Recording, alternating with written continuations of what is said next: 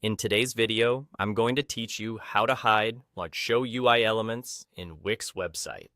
By the end, you'll know exactly how to quickly tidy up your canvas, focus on what matters, and bring items back when you're ready, without deleting anything. Let's start with hiding. In Wix Studio, click to select the element or the container you want to get out of the way. An element could be something like a button, an image, or a text box. A container is a wrapper that holds other elements. That distinction matters because when you hide a container, everything inside it will be hidden along with it. Once you've selected the right item, simply right-click on it and choose Hide. The item will disappear from your canvas, giving you a cleaner space to work.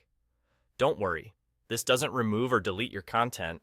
It only hides it from view while you're designing, so you can focus on layout and spacing without distractions. Now, if you've hidden something and want it back, here's how to show it again. Open the Layers tab.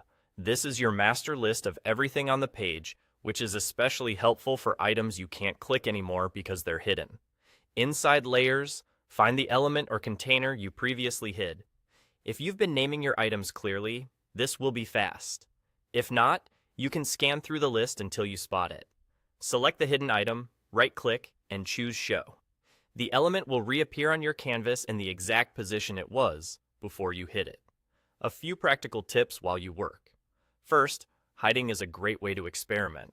You can try different versions of a section by hiding one version while you work on another, then swap them by showing the one you want to keep.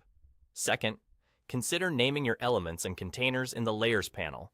Clear names make it much easier to manage complex pages, especially when multiple items are hidden at once.